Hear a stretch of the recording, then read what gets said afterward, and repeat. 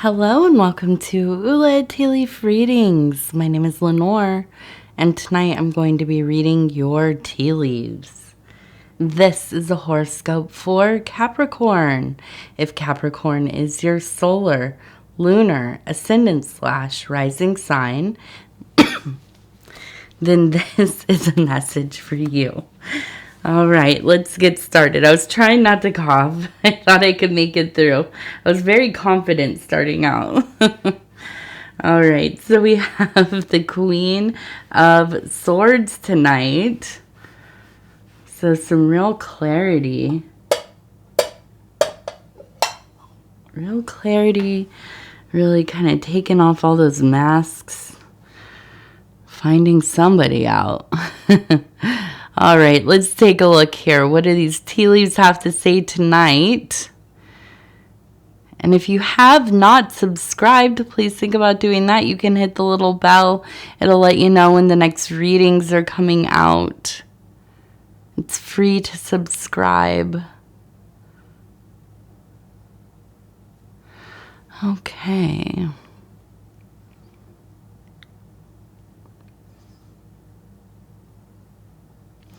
So, I've seen a few things that are interesting, but this one really is quite beautiful. We have a person sitting. You can see the body, the torso up here, shoulders, the face.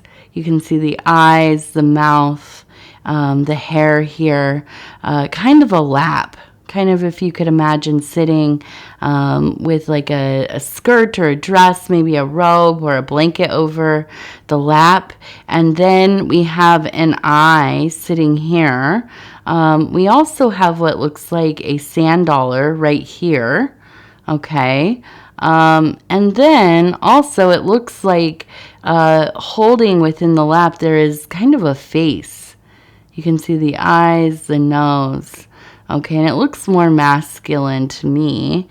And there is this sense of kind of a mother figure or a motherly energy. And but there's also maybe kind of maybe like a different mode, a place that can be quite stern, maybe short, quick to anger. And it kind of almost feels like because it's right in this mid zone, you don't know when it's going to come up, right? Sometimes it's unpredictable. So I feel like this is kind of maybe a situation of a mother, a grandmother, an aunt, a caretaker, somebody from your youth who probably raised you, I imagine, or you grew up around. And they were a person that you early on took note that, like, not everybody is predictable, right? Now you could kind of predict that, like, okay, this thing happened, so now I know that mom's gonna be, really upset. She might be really sad. She might be kind of angry, withdrawn, whatever it is. But this shifting, these different aspects of self are very prominent. And now this could be that it was like a mood disorder, a personality disorder, something was going on.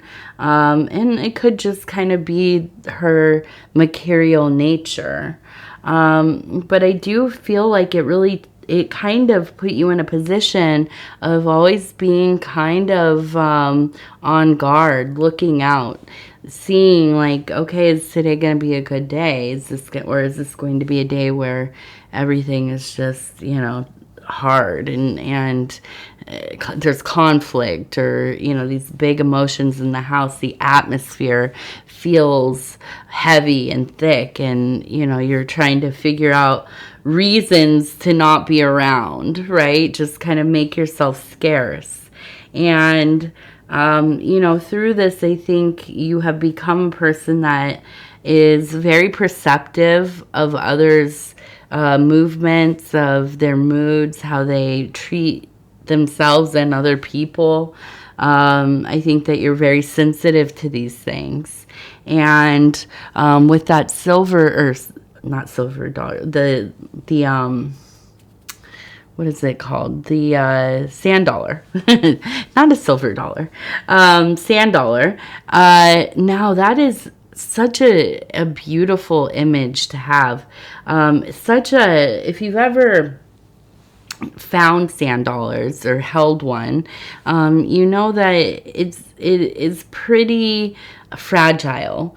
Now it's not just gonna kind of fall apart in your hands, but they could easily break.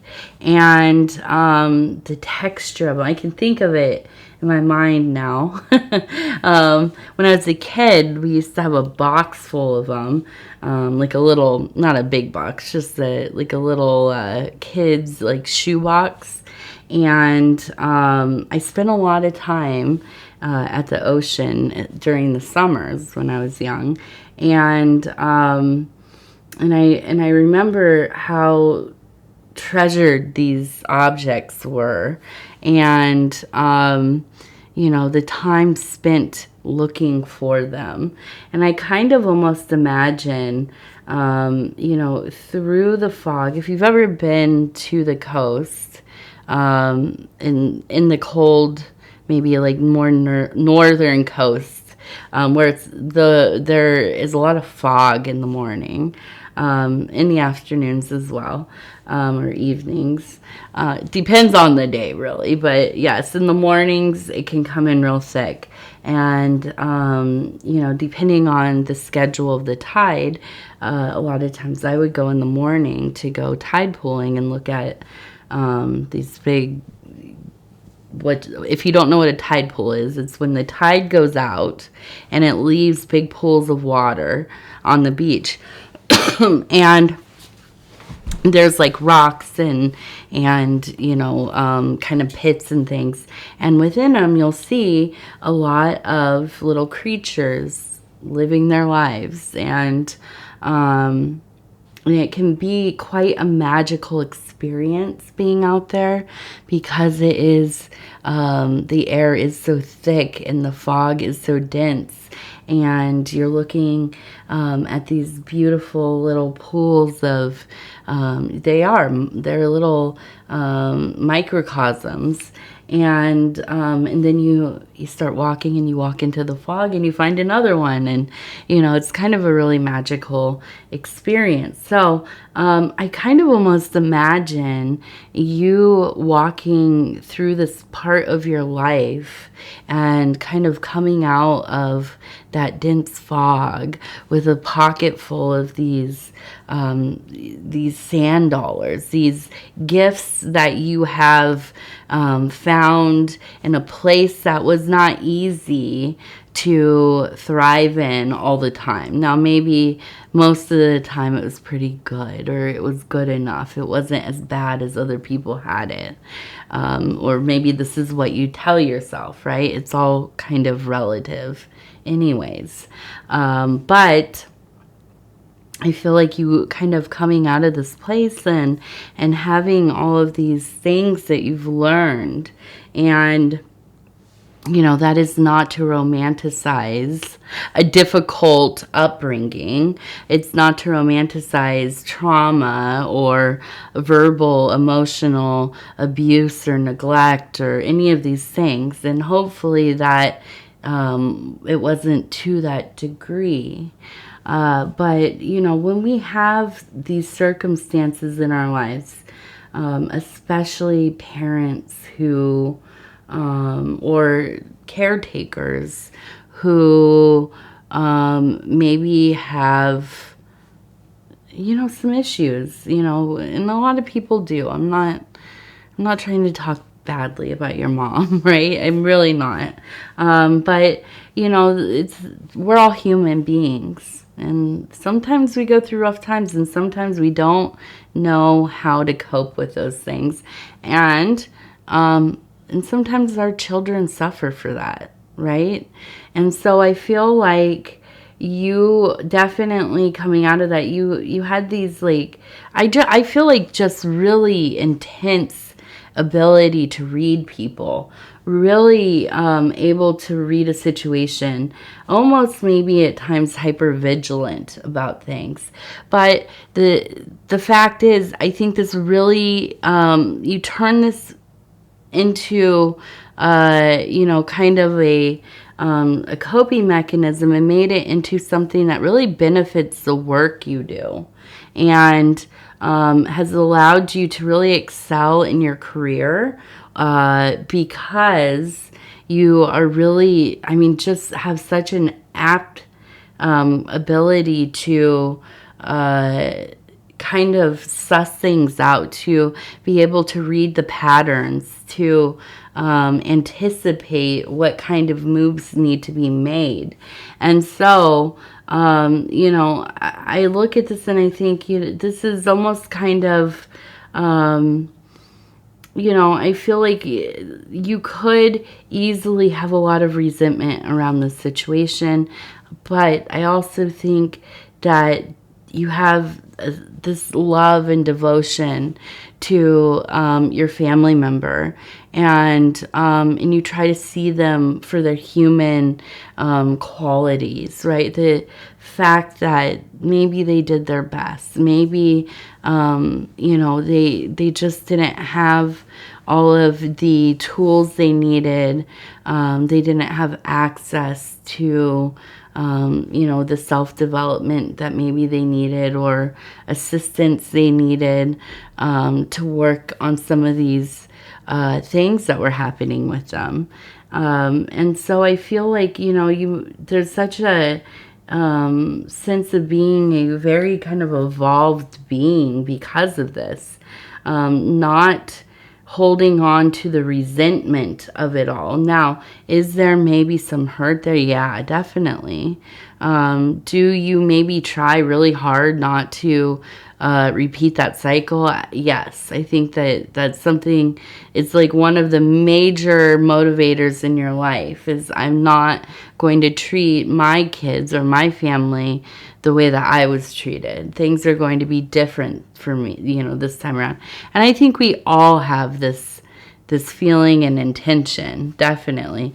Does everybody get it right? No, of course not. And but you have the intention, and I think you try very hard to to change that aspect.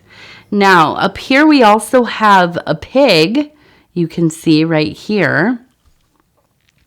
Okay, so we have a being that is just absolutely the embodiment of, I think of motherhood often with the pig, honestly, but also endurance, right? There's just this sense of, I'll tell you, where I live, there are a lot of people who farm animals.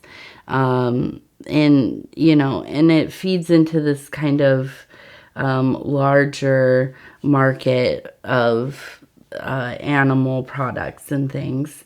And I'm not going to go too far into that because honestly, I don't take a stance on anything here. I will not,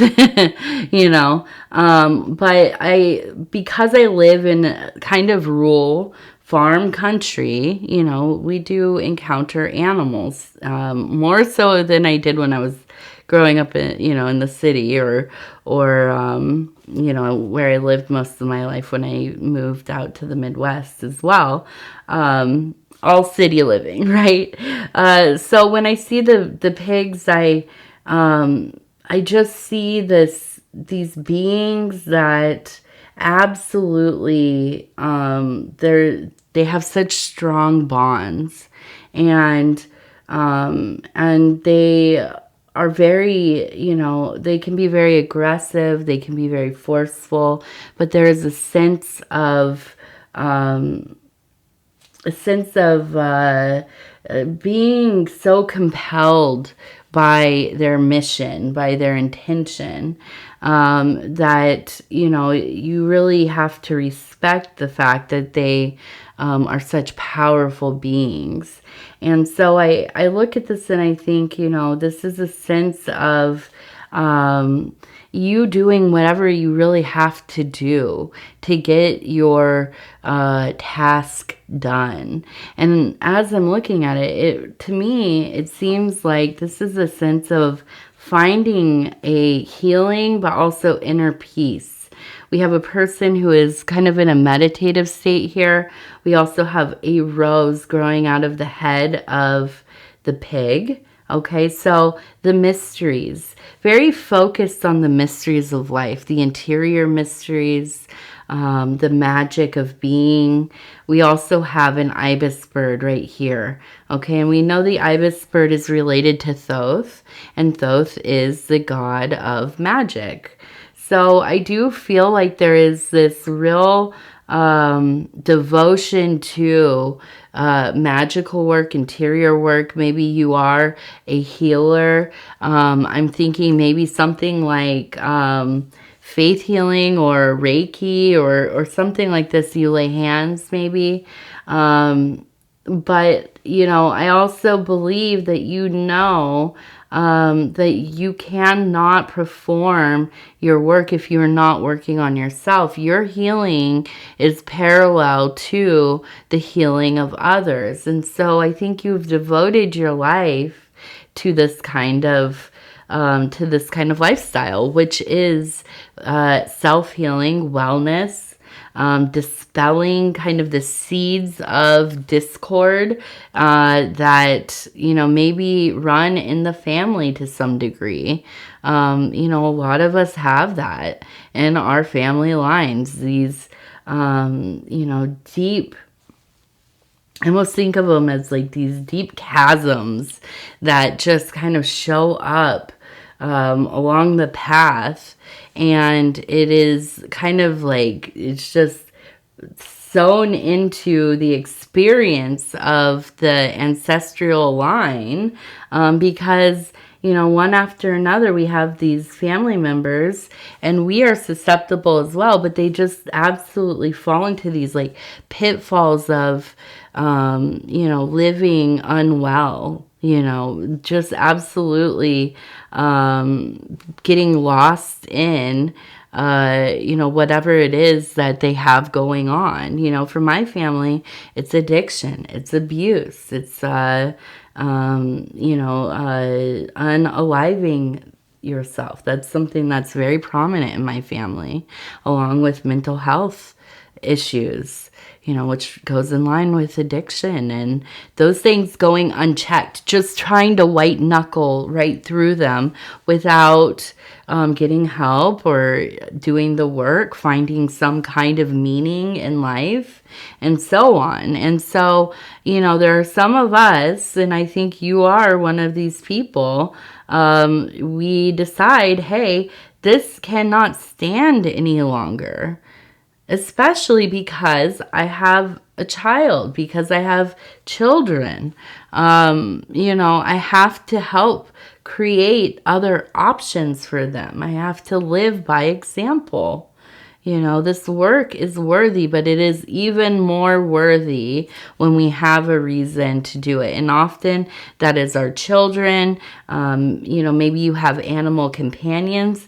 And, you might, if you don't understand, you might laugh a little bit. But, I mean, really, truly, when we have other beings in our life that count on us, and we have to kind of figure out what are we going to do to get ourselves out of these low places, so that we can be there for our loved ones, which include our cats or dogs or whatever kind of rats, whatever kind of animals you have living with you or around you that definitely rely on you and who you are devoted to. This is a good reason, right? And, You know, just like having children, it is something that in a lot of ways can save us, because we do have to show up for them, don't we? So, you know, I think that you're in a place where it's like, I am going to be the change in this line, right? And hopefully it will take hold. And you know, the thing I just absolutely hope and pray for is that, like, my daughter will never know what my childhood was like. I hope she never understands, absolutely has no concept that people can live the way that I was raised.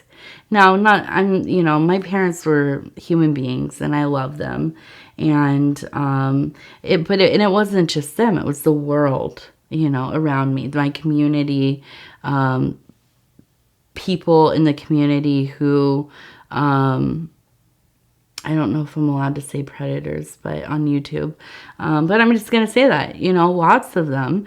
And a lot of people, my peers growing up, suffered the same kinds of things that I did, which is devastating. But my goodness, I will tell you what, I will, I will walk through hell or crawl through hell on my hands and knees if I have to make sure that my daughter never knows anything like I went through, and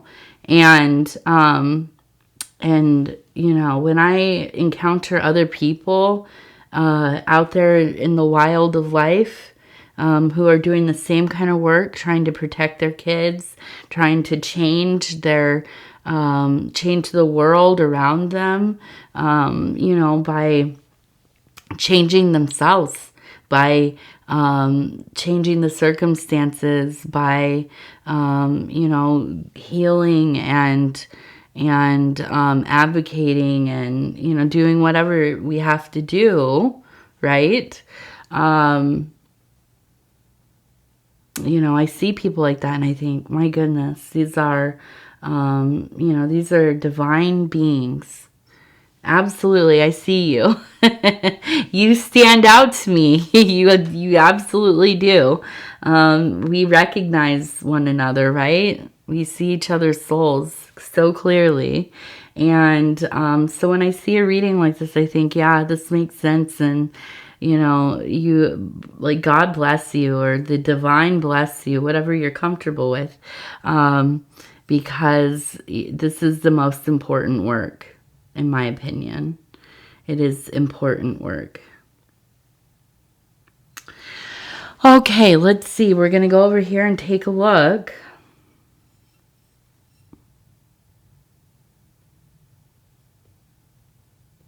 So we have a fish and we have a heart. And let's see, we have it looks like we have an L name or L word. So I feel like this maybe is somebody you work with. This maybe is somebody you've met through your work, because we have the fish, and it seems like a love for your work, but also doing really well in that, pursuit of making money, of making resources. But I think that there's a person around in your life, in your work life, who you connect with. I think there's even maybe a flirtation there. But I feel like this connection, I'm trying to think. I think it really makes you look forward to going into your work or doing your business, or, whatever, however you end up interacting, right? And you look forward to it. Now, I don't think it's like on a level, like you're obsessed with this, it's not like the only thing, but I do think it makes the days easier. And I feel like there's a kinship there. I don't think this is a primary relationship, though. And that is that this is not like a spouse or partner. But I also don't think that this is something that is actualized. I think it's just kind of that feeling of, it could be, or what would it be like? You know what I mean? So maybe a harmless flirtation a little bit, but be careful. Okay, Capricorn. You Capricorn people, and I know because I am a Capricorn rising, can get a little ahead of yourselves in your mind, right? Already planning the wedding type of deal. But, so give yourself some breaks. Definitely don't indulge too much in all of this, unless it's something that you're going to pursue. But I think that it's a sense of like, okay, temper self. This is where we temper ourselves here. Slow it down a little bit. Okay, so we're going to go ahead and look at the lightness of being affirmation cards. And these are the earth element. I'm going to go ahead and flip through here and stop where it feels right. Okay. And it says, I cannot... I can't pronounce it. I just can't. So it is I'll just tell you what it means because I had this one the other day and I was talking to my husband about it. He's like told me multiple times how to pronounce it. And I'm like, I call it omniscience. And he's like, that's not it. It's like omniscience, I think. But anyways, yeah, I don't know what it is about my brain that I do that. I get fixed on the pronunciation that I think it is, right? And so I don't overcome very easily. I can't remember. But it does mean a knowledge of all things, right? So a pretty smart little one there, huh? So definitely in line with that Queen of Swords. Now, we also have peace, it says. Allow your instinctual nature to guide you with heart as your compass. With heart as your compass. So, I guess, expansive knowledge through your intuition. Which, yeah, yes. Very good, very good. All right. Capricorn, I'm going to tell you I love you because I do, and I thank you so much for spending this time with me. It's always such an honor to be able to bring these messages to you, and if you would be so kind as to like the video, it really does help the channel immensely. And if you have not subscribed, please think about doing that. You can hit the little bell. It'll let you know when the next readings are coming out. It is free to subscribe. And if you would like to leave a comment, please do. I read them all. They mean the world to me. And I want to thank everybody who wished my husband, shout out to Dove and Serpent Tarot, my husband Paul, and I just had our anniversary, and you all were very sweet, leaving all kinds of wonderful comments on his post, on my post, and yes, I just want to tell you I thank you from the bottom of my heart. And what else? I think that's it. I'm just looking for a new TV show. I keep saying I'm going to start watching Jersey Shore if I have to. I actually I enjoy Jersey Shore. It's like kind of a little reprieve once in a while. But yeah, I just, my husband and I, Paul and I, at night we watch TV together for a little bit after I'm done working. And And so I'm always on the scramble once we finish something to find another show. Right now we're watching The Three Body Problem, which is really good. It's a sci-fi show on Netflix, and it has the guy from Game of Thrones, the Sam from Game of Thrones, which I was excited about. I'm not a huge Game of Thrones nerd, but I've seen it like 5 times. Another show my husband and I really like watching, which is weird because I don't usually watch fantasy really that much at all, but I like Game of Thrones definitely. So I don't know. I'm just looking for stuff to watch. The other thing started watching today was, oh gosh, what is it called? Zone of Interest. Ooh, difficult one. I watch a lot of different movies and I listen to a lot of kinds of music and read all kinds of different stuff. I'm not a stranger to challenging material or subversive material or whatever, but this particular film is, it really it strikes you in a place that is, it's kind of baffling because of the duality is so, it's hard to comprehend. It's really hard to comprehend. And it's a beautiful movie as well. So, filmed beautifully. And I'm a huge sucker for kind of neorealism. So, I'm like halfway through. So I have to see what the rest, but it just, very, very, and I'm laughing because it made me uncomfortable. I even told my husband, like, when we talked after I had been doing chores and kind of watching it and stuff, and I was like, this is a difficult movie, very difficult. So I don't know. I'm looking for something else. I need something a little more lighthearted. I probably will like end up watching Gilmore Girls. That's like Gilmore Girls is my kind of if I'm feeling like a little blue or melancholy, I'm going through something, I put that on and it feels like warm and cozy. I feel like that's I need something kind of really chill after seeing this.